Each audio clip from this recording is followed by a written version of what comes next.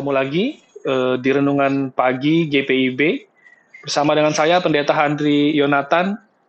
Saya adalah pendeta pelayanan umum di Universitas Kristen Satya Wacana. Hari ini kita akan membaca Alkitab kita dari Kejadian pasal 14 ayat 1 sampai 16. Sebelum kita membacanya, mari kita berdoa. Kami menyadari Tuhan, kami adalah manusia dengan penuh keterbatasan, kelemahan. Kami rindu untuk dikuatkan oleh firman Tuhan. Pagi ini kami mau memulai hari kami dengan firman-Mu.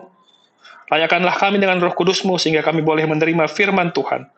Demi Kristus Yesus firman yang hidup, kami sambut firman Engkau. Amin. Kejadian pasal 14 ayat 1 sampai 6.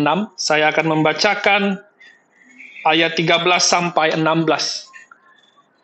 Kemudian datanglah seorang pelarian dan menceritakan hal ini kepada Abram orang Ibrani itu, yang tinggal dekat pohon-pohon tarbantin kepunyaan Mamre orang Amori itu, saudara Eskol dan Aner, yakni teman-teman sekutu Abram.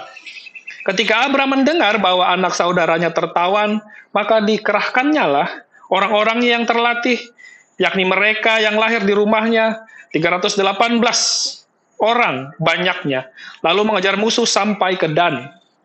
Dan pada waktu malam, berbagilah mereka, ia dan hamba-hambanya itu, untuk melawan musuh. Mereka mengalahkan dan mengejar musuh sampai ke Hoba di sebelah utara Damsyik. Dibawanya lah kembali segala harta benda itu, juga Lot, anak saudaranya itu, serta harta bendanya dibawanya kembali. Demikian juga perempuan-perempuan dan orang-orangnya. Demikian pembacaan Alkitab kita, terpujilah Kristus. Haleluya. Ibu bapak serta saudari-saudara dimanapun berada, kalau kita pernah tinggal di Jogja atau pernah kuliah di Jogja atau pernah datang di Jogja, mungkin pernah mendengar Selokan Mataram.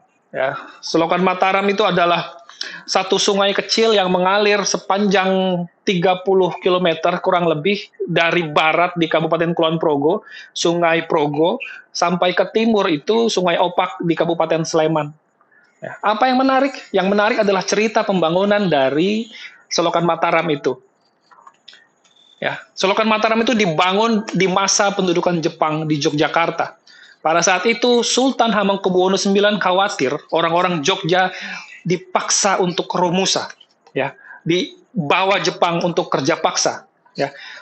Sultan berpikir bagaimana caranya menyiasati supaya orang-orang Jogja pada saat itu tidak harus kerja paksa. Ya.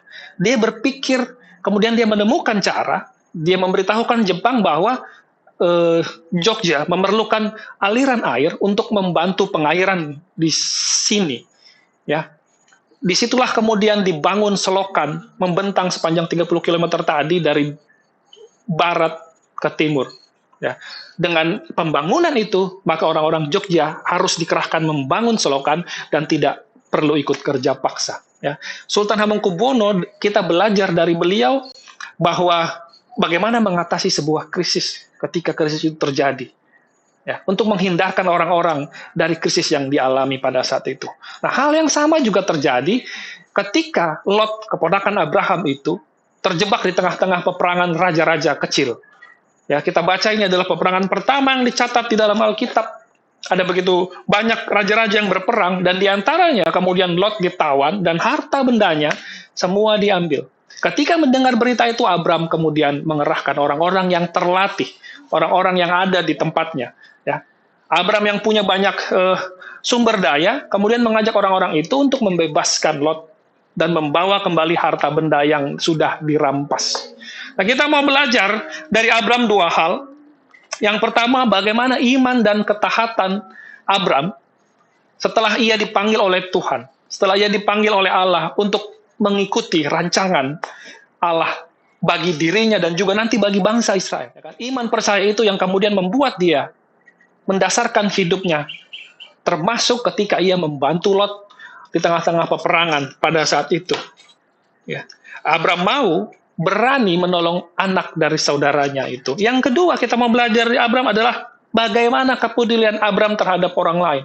Ya. Abram yang sudah hidup baik-baik saja, Abram yang sejahtera, Abram yang mapan, tetapi ia masih peduli dengan orang lain yang mengalami kesulitan, bahkan termasuk saudaranya sendiri tentunya. Ya. Ia berani mengorbankan banyak hal, ya. Ia tidak mau orang lain juga ikut terlibat di dalam kesulitan, terlibat dalam krisis, dan Abraham memberikan dirinya. Ia peduli pada kesulitan yang dialami oleh saudaranya. Ya, ini juga yang mau kita pelajari, ini yang kita renungkan pada pagi hari ini. Bagaimana kita bisa percaya, bagaimana kita bisa taat, bagaimana kita bisa yakin, beriman kepada Tuhan. Ya, bagaimana kita mendasarkan kehidupan kita pada relasi dengan Allah, pada iman kita dengan Allah. Segala sesuatu yang kita alami, yang kita hidupi, didasarkan pada ketaatan terhadap Allah, sama seperti Abraham taat kepada Tuhan.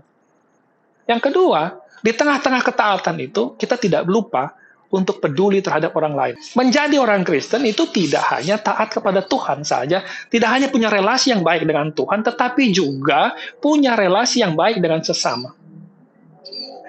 Bahkan ketika kita saat ini mengalami krisis, seperti yang dialami oleh Abraham, seperti yang dialami oleh orang-orang Jogja pada saat Sultan Hamengkubuwono IX membangun Solokan Mataram itu, di tengah-tengah krisis, ya, rasa iman percaya kita itu tetap membuat kita peduli terhadap sesama kita.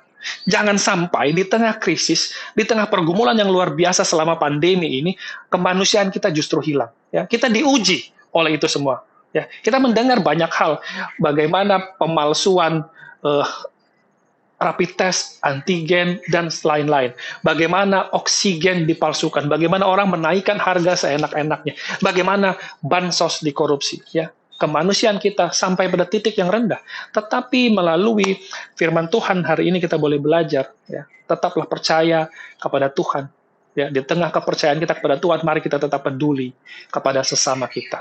Ya, dari hal-hal yang kecil saja, saudara-saudara kita ketika ada yang kesulitan, mari kita bantu. Ya, kita berharap karena kasih Allah kita juga bisa menyalurkan kasih itu kepada sama kita. Amin. Mari kita berdoa. Ajarkan kami ya Bapa untuk tetap teguh di dalam iman percaya kami kepada Engkau. Sehingga kami boleh mendasarkan kehidupan kami di dalam iman percaya kami.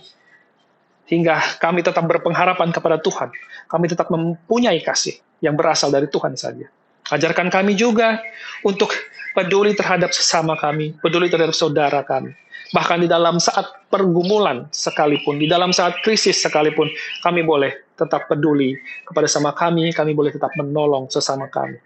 Terima kasih Bapak untuk hari ini, kami mulai pagi ini dengan firman Tuhan. Kami percaya hidup ini, kehidupan kami di pagi hari ini dan seterusnya, semuanya boleh terjadi hanya seturut dengan kehendak Tuhan. Tuhan menjaga dan menyertai kami. Terima kasih Bapa, terima kasih Yesus, terima kasih Roh Kudus. Amin. Demikian renungan pagi GPIB. Selamat beraktivitas di pagi ini. Tuhan memberkati kita semua.